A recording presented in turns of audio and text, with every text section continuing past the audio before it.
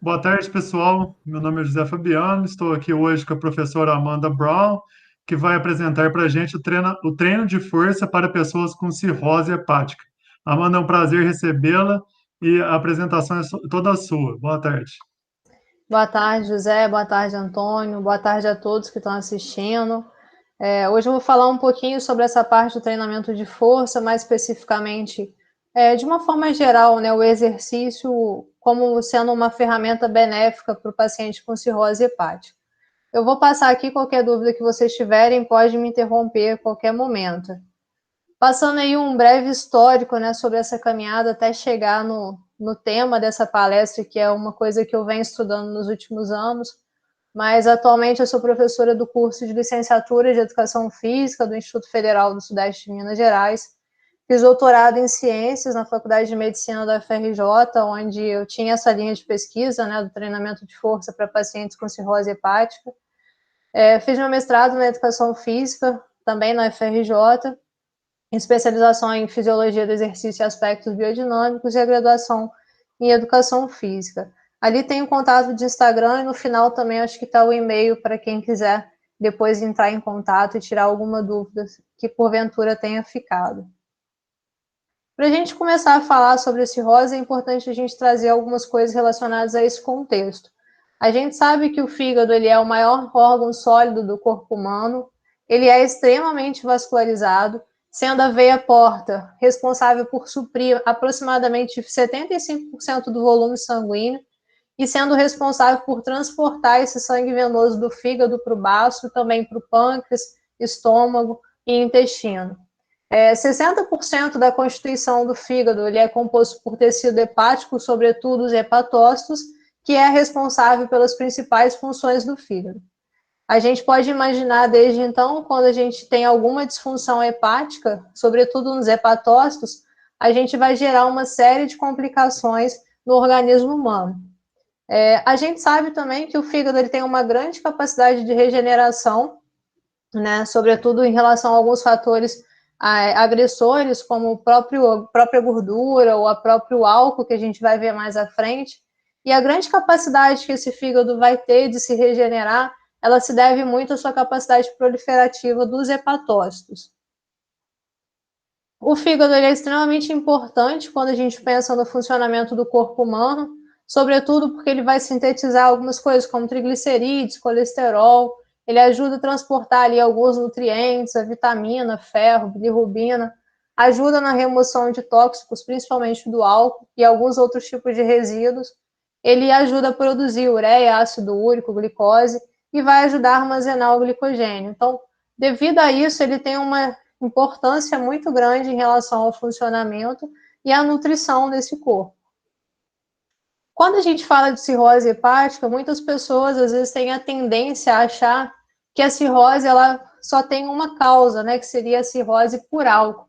Só que na verdade não. A gente sabe que principalmente no Brasil, a principal causa de cirrose são as hepatites virais, sobretudo a hepatite C, e também a gente tem algumas doenças metabólicas, como a esteatohepatite não alcoólica, que também pode ocasionar a cirrose hepática, entre outros fatores que são menos comuns, né? A gente tem o que não é muito difundido, né? Mas alguns tipos de medicamento, algumas substâncias que podem gerar uma hepatite fulminante, como, por exemplo, o uso excessivo, a gente vai falar aqui do paracetamol, mas existem outros também que pode acontecer essas hepatites fulminantes. O uso excessivo de chás, né? E principalmente a mistura de alguns tipos de chá, ele também pode ocasionar hepatite fulminante. E isso é um fator complicador, mas a gente pensando em Brasil, as principais causas que a gente vai ter da cirrose são essas três, que são as hepatites virais, o álcool e a esteatohepatite não alcoólica. O que gera bastante preocupação, né, dentro de um cenário nacional, porque se a principal causa, que era a hepatite C, hoje em dia a gente tem um tratamento em relação a isso, além das vacinas, a gente começa a perceber que de forma mundial a obesidade ela vem aumentando de forma exponencial. A gente sabe que a obesidade e a diabetes ela é um principal fator da esteatohepatite, né? A gordura, sobretudo, ela vai agir como um agente agressor desse fígado, né, de forma crônica, que pode levar com o tempo, com o processo de cirrotização, fazendo com que esse paciente não tenha mais a reversão do quadro clínico. A gente sabe que a esteatohepatite, ela ainda é um estágio inicial que a gente consegue uma reversão, mas a cirrose, ela não tem cura. Então, é um processo já de degradação, de fibrose hepática, que a gente não consegue mais reverter. Então, os aumentos da obesidade, ele realmente tem sido alvo de muita preocupação, não só no Brasil, mas a nível mundial, principalmente falando sobre o fígado e a questão da cirrose hepática. Quando a gente fala de fisiopatologia, para a gente entender de forma bem sucinta, né, porque existem vários mecanismos que explicam a cirrose, mas a gente tem ali o sinusoide, que é responsável por transportar esses nutrientes até o hepatócito. A gente tem os hepatócitos, que a gente já falou, que são as principais células responsáveis pelas funções do fígado. E entre um e outro, a gente tem o espaço de Disse e tem a célula de Ito. Do nosso lado esquerdo, a gente tem um fígado normal. No fígado normal, a célula de Ito, ela vai ter um papel de armazenamento de vitaminas, principalmente vitamina A, vitamina D e vitamina E. Mas quando a gente está falando, no caso de um agente crônico agressor, como a gordura, o álcool ou mesmo o vírus, a gente vai ter a célula de Ito se transformando ali em um miofibroblasto, e aí nessa característica ela vai conseguir produzir mais colágeno, e aí uma característica de um colágeno um pouco mais denso, ela adquire a propriedade de se contrair, e aí a gente vê nesse fígado fibroso, né, da nossa direita aqui, que o espaço de Disse ele começa a ser preenchido, ocupado, fazendo com que tenha uma dificuldade, né, de perfusão ali desses nutrientes que estava vindo do sinusoide para o hepatócito. E com isso a gente tem a morte do hepatócito por apoptose, né, por falta de nutrientes, e esse fígado, então, ele vai ganhando um processo de fibrotização. Para quem não, né, assim, às vezes fica parecendo essa explicação um pouco longe da realidade, mas basicamente o que acontece é isso aqui, né? Isso aqui é uma foto real, onde a gente tem do nosso lado esquerdo um fígado saudável. Essa é uma foto de um pré-transplante.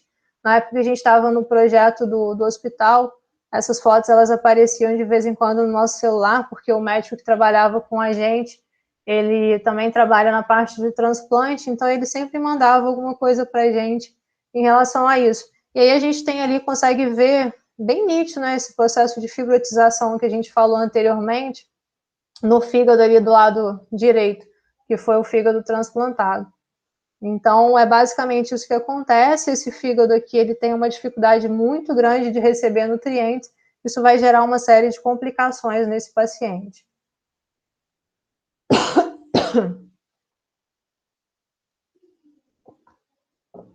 Então, o que a gente percebe? Que, em relação a isso, a gente vai ter uma série de alterações orgânicas nesse paciente, né, em virtude desse fígado doente, sendo as principais dela a ascite, que é muito conhecido como a barriga d'água, né? O paciente ele tem uma ingestão, tem um acúmulo de líquido muito grande na barriga, mas vai acontecer várias outras coisas, como disfunção metabólica, disfunção adrenérgica, disfunção eletrofisiológica, encefalopatia hepática, hipertensão portal, cardiomiopatia cirrótica, síndrome hepatorrenal, síndrome hepatopulmonar. E o que vai interessar mais para a gente nesse momento aqui seria a questão da desnutrição.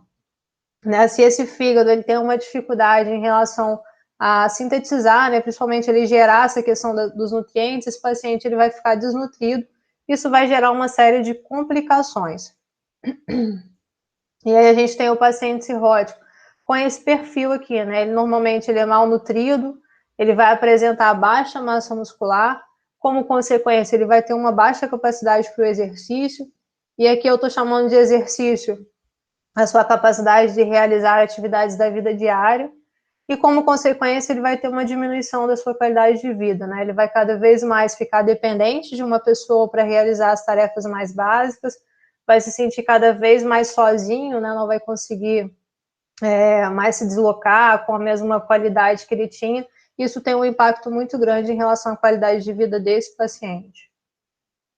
De uma forma geral, os efeitos sobre o seu sistema músculo-esquelético, que é o que interessa, né, a nós, professores de educação física, isso vai gerar com que toda essa questão da desnutrição vai gerar com que tenham maiores fatores metabólicos, aumento do estresse oxidativo, o que gera um impacto muito grande em relação à massa muscular, à capacidade física e à qualidade de vida desse paciente. A gente sabe que o paciente cirrótico, ele vai ter uma diminuição em torno de 20 a 60% da sua massa muscular. Esse paciente, ele é sarcopênico. A título de explicação, para quem não recorda, a sarcopenia ela é uma condição progressiva e generalizada de perda de massa muscular.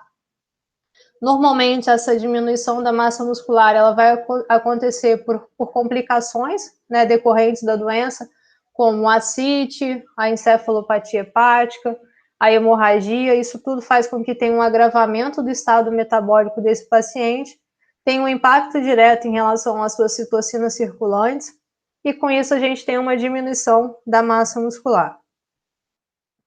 E aí muita gente deve estar pensando, bom, a gente já sabe o perfil do paciente com cirrose hepática, que dentro do contexto da educação física, o que interessa a gente seria essa diminuição da sua capacidade física, da sua diminuição de massa muscular. E aí, pensando nisso, a gente está imaginando o que seria recomendado para esse paciente.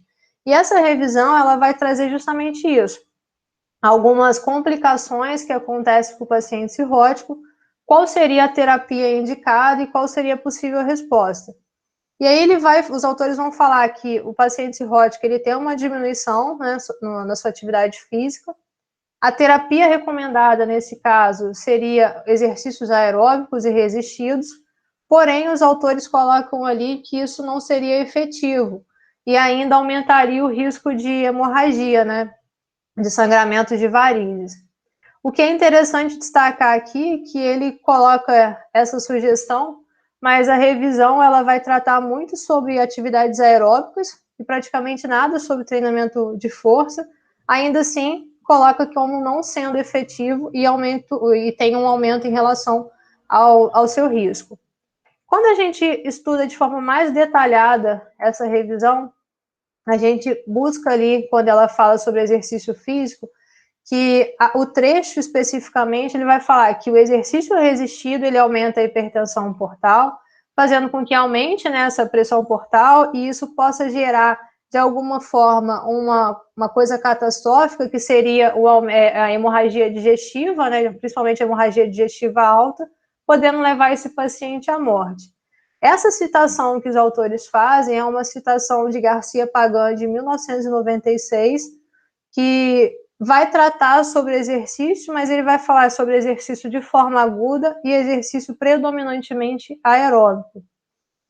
Quando a gente vai estudar realmente a referência que foi citada, essa referência ela só fala que aumenta realmente o risco de sangramento de varizes nesses pacientes, em virtude das varizes esofagianas, e que seria contraindicado, né, exercícios de moderado a severo, né, ou intensos para esse tipo de paciente.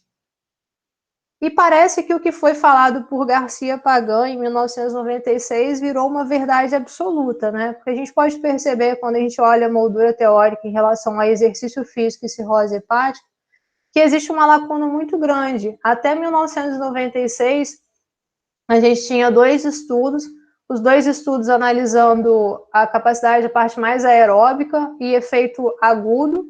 E em 1996, a gente tem esse estudo que não é conclusivo, não fala que teve eventos adversos, né? Ninguém morreu, ninguém teve nenhum problema em relação a isso, mas por algum motivo cria-se uma lacuna aí de 1996 até 2014.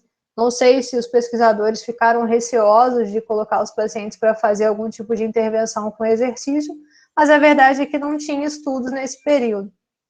E a partir de 2014, a gente começa a ver pipocar algumas evidências, muito poucas, né, em relação ali ao que deveria ter sobre essa população, mas a gente já começa a ver uma média de 2 estudos, mais ou menos, em relação a exercício físico e paciente com cirrose hepática.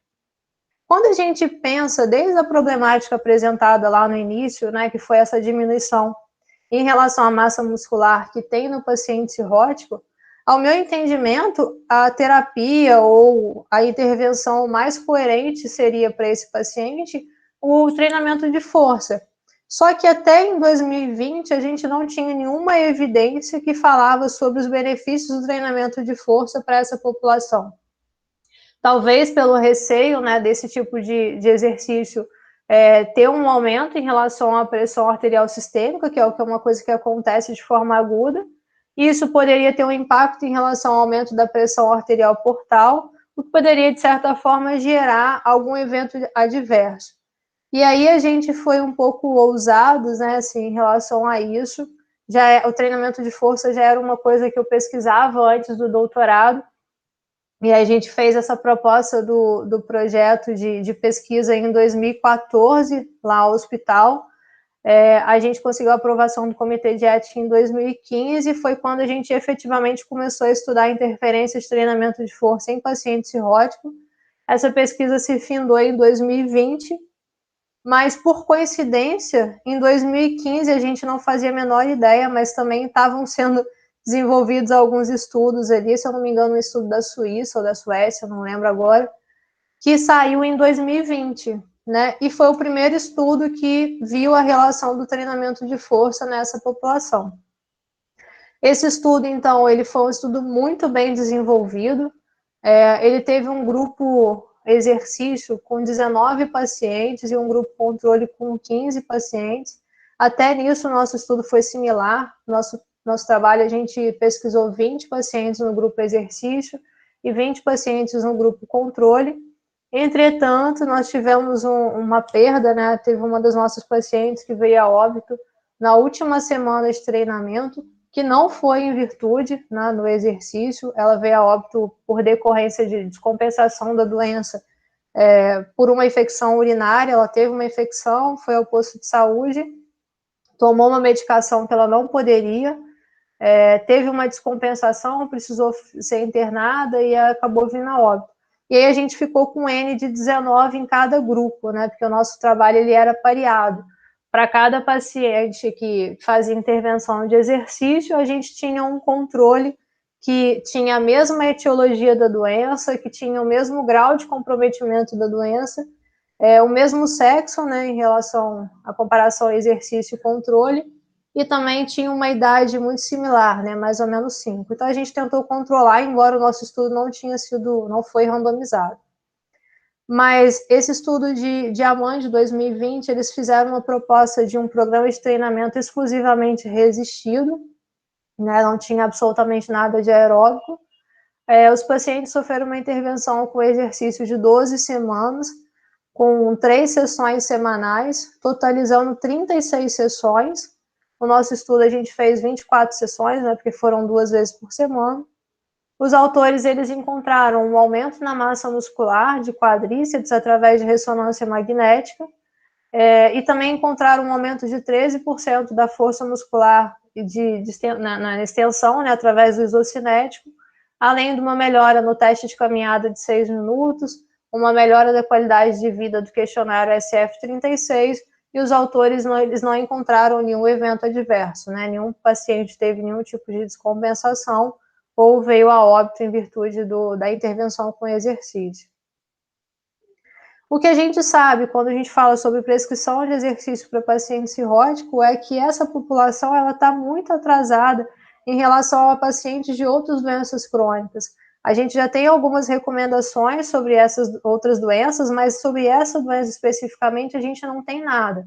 Como a gente pode ter percebido naquela moldura teórica, os estudos eles são muito heterogêneos, alguns fizeram aeróbico, outros fizeram treinamento resistido ou treinamento de força, alguns fizeram um treinamento combinado, mas quando a gente pensa nas variáveis metodológicas do treinamento, como, por exemplo, intensidade, duração, enfim, o volume, eles não existe uma coerência, o que fica um pouco complicado para a gente pensar em recomendar algum exercício para essa população.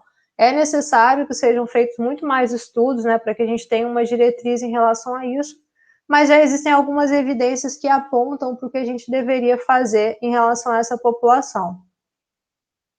O maior risco quando a gente pensa em pacientes cirróticos é o aumento da pressão, que a gente sabe que acontece o aumento da pressão arterial sistêmica, né, com o exercício de forma aguda, mas a gente sabe que também existe um efeito hipotensivo. Não existe nenhum estudo que tenha verificado a pressão portal durante o exercício e, principalmente, o efeito crônico disso sobre a pressão portal. Então, ainda assim, é uma coisa a se preocupar. A gente sempre fala que a intensidade é alguma coisa que a gente deve levar em consideração quando está pensando nessa população, para que, de fato, a gente não tenha um aumento abrupto em relação a essa pressão e possa realmente ter um sangramento, uma hemorragia e fazer esse paciente a vir a descompensar e até chegar ao óbito. Mas o que a gente sabe em relação às evidências é que os ensaios clínicos controlados, eles mostraram para a gente que tanto o exercício aeróbico quanto o exercício de força, eles parecem ser seguros para essa população, e além disso eles melhoram a aptidão física, a massa muscular e, sobretudo, a qualidade de vida desses pacientes. Quando a gente pensa a nível fisiológico, o exercício físico ele pode gerar diversas adaptações, como aumento da fração de ejeção, aumento do volume de ejeção, débito cardíaco máximo, força e qualidade de vida da massa, qualidade da massa muscular, fluxo sanguíneo, vasodilatação endotelial. De forma bem sucinta, a gente pode dizer que os pacientes com cirrose hepática, em relação à sua fisiologia, eles vão se beneficiar da mesma forma que um paciente saudável, né? É só você saber fazer a prescrição de forma correta. Deixa eu só dar uma pausa para beber água, que eu tô ficando engasgada aqui. E aí, quando a gente pensa nessa questão dos pacientes, algumas coisas a gente deve levar em consideração. A segurança é algo muito importante a se considerar. E para que a gente pensar um paciente com cirrose hepática para fazer exercício, seja ele qual for, né, seja aeróbico ou mesmo exercício de força, é importante que esse paciente ele esteja fazendo ou a profilaxia primária ou secundária para tratamento de varizes esofagianas. Né? Se ele não estiver fazendo essa profilaxia, nem primária nem secundária, não se recomenda que ele faça exercícios físicos. Só para a gente saber, né, para título de curiosidade, os pacientes com cirrose hepática nem todos têm varizes de esôfago, e alguns pacientes eles vão ter varizes de esôfago de fino, de médio e de grosso calibre. Né? Eu, particularmente, só pegava pacientes no meu projeto com varizes de esôfago de fino calibre para que tenha menor risco. Né? Quanto mais grosso o calibre, maior a chance de hemorragia que esse paciente vai ter. Ainda assim, né, a população médica, eles vão falar que não tem nenhum risco se esse paciente tiver feito a ligadura, né, dessa varize esofagiana, ou se ele estiver fazendo uso do beta-bloqueador. Né? Então, aqui a gente só chama essa atenção em relação a essa questão da profilaxia, porque é algo a se considerar para a segurança.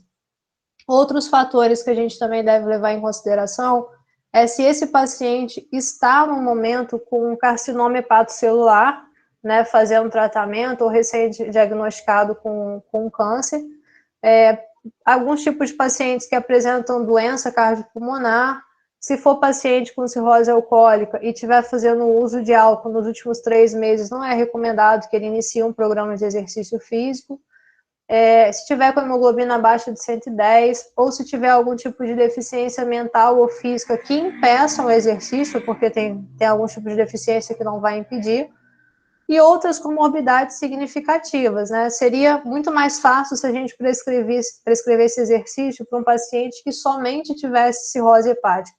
Mas muitas vezes o que a gente vai encontrar é um paciente que tem cirrose e outros problemas, outras comorbidades. Então, isso dificulta muito em relação à prescrição. Em relação à segurança pré-exercício, deve-se levar em consideração questões relacionadas à doença, né? Então, sempre passar por um clínico e o clínico dar esse aval em relação a poder ou não poder fazer exercício físico. Uma coisa que a gente tem que levar em consideração é essa parte da segurança cardiopulmonar. Muitas vezes o paciente ele não apresenta histórico, né, de algum tipo de problema cardíaco ou respiratório, mas muitas vezes eles vão fazer o teste, como aconteceu no nosso projeto, a gente fazia a respirometria por 2 motivos, por uma questão de segurança, mas também para saber ali a melhoria da capacidade cardiopulmonar. E às vezes o paciente ele não tinha apresentado nenhum histórico de problema cardiorrespiratório, e quando ele chegava para fazer a ergospirometria, a gente acabava descobrindo alguma coisa ali que não era condizente, né, com ele poder continuar fazendo exercício. E, além disso, a gente tem que levar em consideração o impacto dessas outras comorbidades que eu falei, né? A gente também, às vezes, precisa avaliar quando a gente tem um paciente com diabetes, com hipertensão e outras coisas, a gente tem que levar em consideração cada uma dessas e a junção dessas comorbidades para prescrever um exercício, e no paciente cirrótico é a mesma coisa. Durante a execução do exercício físico, a gente deve levar em consideração, sobretudo, a questão da intensidade. Aqui a gente está utilizando a escala de Borg, mas a gente poderia utilizar outras escalas de percepção subjetiva de esforço. Essa é a melhor forma da gente controlar a intensidade. Haja vista que a maioria dos pacientes eles vão fazer o uso de beta-bloqueador, o que poderia mascarar ali essa relação da intensidade. Então, a gente sempre recomenda utilizar a percepção subjetiva de esforço como uma das formas de verificação da intensidade. Quando a gente fala sobre o rastreio relacionado à cirrose e a questão do exercício, a gente tem que levar em consideração que pacientes com MELD acima de 20, eles devem ser analisados caso a caso. O MELD, ele é uma fórmula que a gente faz, onde a gente leva em consideração alguns marcadores para ver a gravidade desse paciente. Aqui no Brasil, o MELD, ele também serve para você alocar o paciente na fila de transplante, né? Aqui a gente não tem uma fila que tem uma ordem, né, para você fazer o transplante hepático. Essa fila é por ordem de gravidade.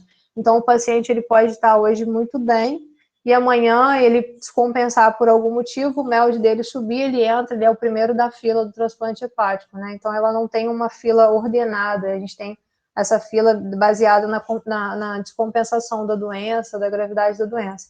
E aí, se o paciente ele tem um MELD muito alto, a gente deve levar muito em consideração se ele deve fazer exercício, e se fizer exercício, fazer os exercícios mais básicos possíveis para não correr nenhum tipo de risco. Quando a gente tem um paciente com varizes de esôfago de grosso calibre, é necessário assegurar que esse paciente esteja fazendo, né, profilaxia primária ou secundária antes de começar o exercício. Jamais fazer exercício com um paciente com varizes de grosso calibre que não esteja fazendo uso de beta-bloqueador ou que não tenha feito a ligadura, né, da varize de esôfago. Uma outra questão que a gente deve levar em consideração é a encefalopatia hepática, que é uma desordem mental que o paciente tem, sobretudo em relação à produção de amônia que ele vai ter por toda a disfunção ali do fígado. E aí isso pode gerar com que ele possa ter desequilíbrio, pode ficar desorientado em relação a onde ele está. E aí, quando ele está fazendo exercício físico, isso pode apresentar algum risco em relação a esse paciente.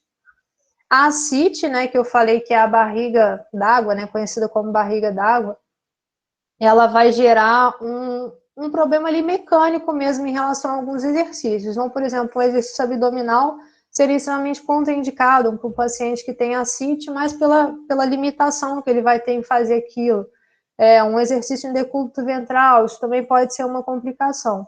Então, se uma pessoa quiser algum dia trabalhar com paciente cirrótico, é necessário conhecer essas complicações, né, como a encefalopatia, ascite e outros, para que realmente a prescrição seja o mais individualizada possível para esse paciente. Não dá para a gente pensar em um exercício físico para um paciente cirrótico como a gente utilizaria com outros tipos de população de doenças crônicas ou mesmo com paciente saudável. Outra coisa que a gente deve levar em consideração é se as plaquetas elas estiverem abaixo de 20.000 ou hemoglobina abaixo de 8, esse exercício ele deve ser bem básico para evitar quedas, né, algum tipo de lesão. Se o paciente ele também tiver diabetes, aí são os mesmos cuidados que devem ser feitos em relação ao paciente diabético e o exercício físico. E alguns pacientes, eles não vão fazer o uso do beta-bloqueador, mas eles vão fazer o uso de diurético. Então, tomar cuidado em relação a essa depressão do volume e hipotensão no exercício. E sempre quando for fazer exercício físico com um paciente que faz terapia com diurético, fazer a monitorização da pressão arterial, se possível antes, durante e após o exercício. Mas ali a recomendação é que seja pelo menos após. Em relação à segurança cardiopulmonar, a gente levar em consideração coisas que até as pessoas saudáveis devem tomar cuidado, né? Que seriam dor no peito, né? Quando faz esforço, falta de ar, tontura. Então, isso é interromper imediatamente o exercício. Levar em consideração todo o histórico cardíaco que esse paciente pode vir a ter, porque isso também tem que levar em consideração quando está fazendo a prescrição, e principalmente redobrar os cuidados se um paciente desse estiver fazendo exercício. Outras coisas que a gente deve considerar: se esse paciente estiver apresentando frequência cardíaca acima de 100 ou abaixo de 50, a gente tem que tomar um certo cuidado. Pressão arterial sistólica acima de 160 ou abaixo de 85. Pressão arterial diastólica acima de 110 ou abaixo de 50. E saturação de oxigênio abaixo de 92. Então, a gente tem que tomar uma preocupação, ter uma preocupação muito grande em relação a isso, e jamais deixar esse paciente ou esse cliente, essa pessoa ali, esse aluno, né, que estiver fazendo exercício, ele estiver sozinho, né, ele precisa do acompanhamento de um profissional especializado. Outras coisas que poderiam atrapalhar em relação à prescrição seriam algumas limitações em relação à parte musculoesquelética, como artrite, inchaço das articulações. Eu não citei, mas o paciente cirrótico, ele costuma ter edema de membro inferior, então ele tem os membros inferiores muito, às vezes, inchados, e aí isso também pode atrapalhar em relação a algumas coisas. Pode ser que tenha alguma limitação em relação à deambulação, às atividades diárias. Então, em alguns casos, é recomendado que esse paciente primeiro ele faça fisioterapia e só depois ele comece o treinamento com um profissional de educação física. E em relação à queda, né, que é uma coisa que também pode acontecer com o paciente cirrótico. Levando em consideração aqui, eu esqueci de falar no início, levando em consideração que uma das principais etiologias que a gente tem da cirrose é o vírus, e às vezes essa paciente ele vai ficar durante anos sem manifestar nenhum tipo de sintoma. Então, a gente não sabe que esse paciente tem cirrose hepática, a não ser que ele faça um hepatograma e altere ali alguma coisa, ou ele realmente chegue no hospital com algum tipo de descompensação, como, por exemplo, hemorragia digestiva alta. Então, muitos pacientes, eles já estão cirróticos e não sabem que tem a cirrose, né? Muitas pessoas, principalmente na década de 70, fizeram transfusão de sangue e não tinham esse cuidado que tem hoje em dia e pegaram hepatite, e só foram manifestar algum sintoma da cirrose hepática quando já estavam mais idosos. Então, a gente vê uma característica muito similar. A maioria dos pacientes com cirrose hepática, eles são pacientes mais idosos. Então, a gente tem um risco aí agravado, né? Porque o idoso, por si só, ele já tem um risco de queda. E o paciente com cirrose hepática, até por várias questões, como, por exemplo, a encefalopatia, vai fazer com que esse risco ele seja aumentado. Então, quando a gente estiver fazendo exercício com esse paciente, a gente deve tomar muito cuidado em relação a alguns tipos de posição, tomar muito cuidado ali em relação a estar sempre verificando, né, se a pessoa está desequilibrada, alguma coisa nesse sentido. Sobre a prescrição, assim, eu sempre falo porque está na recomendação, mas eu discordo de muita coisa, né? Como a gente está aqui num grupo de estudo, a gente está aqui mais para discordar mesmo, né? A gente não está aqui para concordar com as evidências, a gente está aqui para questionar. Mas a gente só tem essa revisão de 2018 que vai dar um norte em relação ao que a gente deve fazer com esse paciente. E aí os autores eles vão falar que a frequência ela é de 4 dias por semana, progredindo até 7 dias. A intensidade seria numa escala de 5 a 6 da escala de Borg. O tempo, eles sugerem 1 minuto de caminhada para 1 minuto de descanso, e isso vai aumentando gradativamente até que esse paciente, essa pessoa, ela consiga fazer 40 minutos por sessão ou até mesmo 150 minutos por semana. E o tipo de exercício indicado, eles falam que poderia ser a caminhada, tanto indoor quanto outdoor, a bicicleta e ou elíptico. Nada muito diferente do que a gente sabe, né, em relação à prescrição. Os autores que fizeram essa recomendação não eram da área da ciência do esporte, não era da educação física, então a gente tem muito mais conhecimento para poder prescrever de forma muito mais individualizada para esse paciente do que às vezes o que estava na recomendação. Quando eu fiz o meu estudo do doutorado, a gente não tinha nenhum norte em relação a isso. E aí, como a característica do paciente com cirrose hepática era muito próxima do paciente idoso, a gente utilizou na nossa prescrição a prescrição para idosos.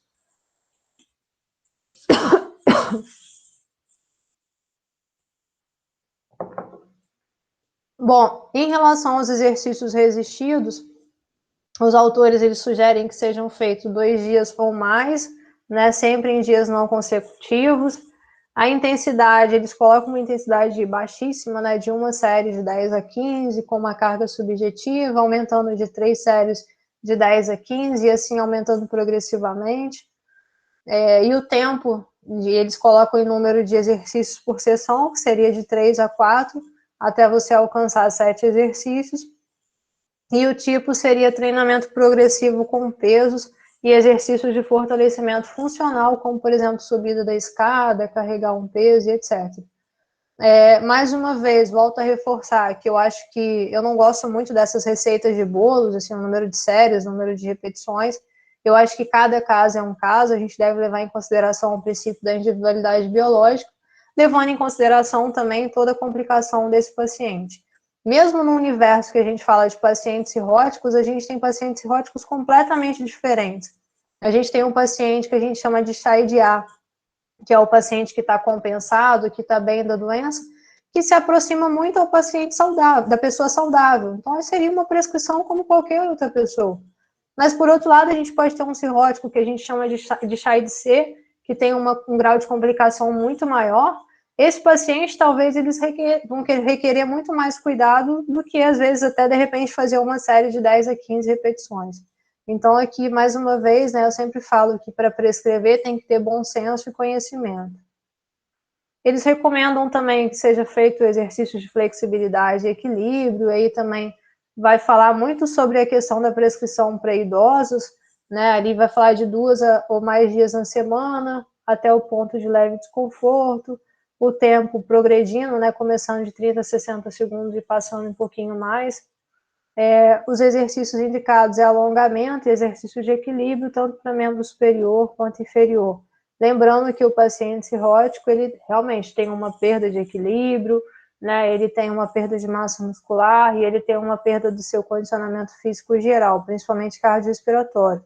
Então, todos esses exercícios, eles devem e poderiam ser recomendados, de fato, para pacientes com cirrose hepática.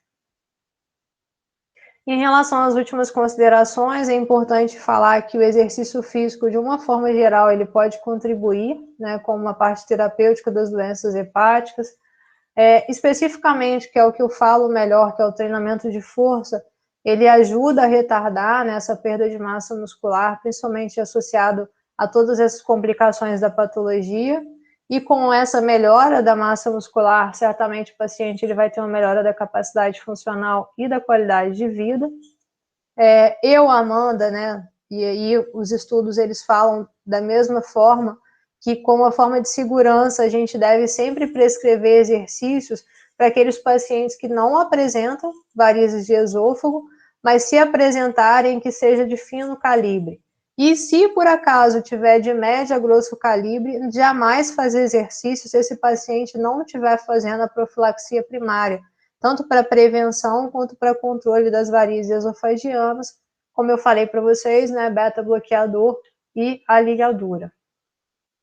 Aqui em linhas gerais, quando a gente fala de população crônica, eu acho que essas 3 palavras elas são chaves, né? A gente não está pensando em performance, a gente está pensando em devolver vida para esses pacientes. E a gente consegue fazer isso quando a gente melhora a aptidão física, a gente melhora a capacidade funcional, gerando uma certa independência desse paciente para fazer as suas atividades de vida diária, e aí, como consequência, a gente consegue melhorar a qualidade de vida desse paciente. Aqui tem algumas fotos, né, do nosso projeto.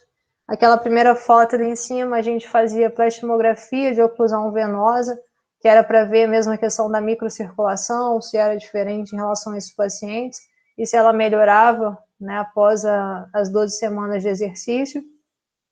Tem algumas fotos aqui, são de familiarização de ambiente, né? Essa primeira foto ali no STEP foi quando essa paciente especificamente, ela conheceu o ambiente, então a gente colocou ela para fazer algumas coisas ali, para se familiarizar em relação a isso. A gente pode observar nessa foto que essa paciente, ela é idosa, ela tinha cirrose por hepatite e ela ainda estava com sobrepeso. Então, ela tinha 2 fatores inflamatórios, que seria a questão da gordura e a questão do vírus. Então, isso é um fator complicador demais para paciente cirrótico. Ali a gente já vê, né, alguns exercícios que eles faziam. Aquele desenho ali do ciclo ergômetro de braço, na verdade, a gente estava fazendo a espirometria. Então, depois a gente passou para o ciclo ergômetro de perna, mas no início do projeto era assim. Aqui eles fazendo alguns exercícios, esses pacientes eles eram muito compensados, então eles faziam praticamente tudo que a gente propunha e não tivemos nenhum problema em relação a isso, justamente porque eram pacientes que tinham um grau de comprometimento muito baixo em relação à doença. E aí é isso, aqui está a minha casinha, que é o IF lá de Barbacena, para qualquer hora espero ter a oportunidade de tê-los vocês lá para conhecer. E ali embaixo tem o meu e-mail de contato, se alguém depois quiser mandar, saber um pouquinho mais sobre o que foi falado, pedir algum artigo, fiquem à vontade em relação a isso. Perfeito, Amanda. Muito obrigado pelas suas elucidações.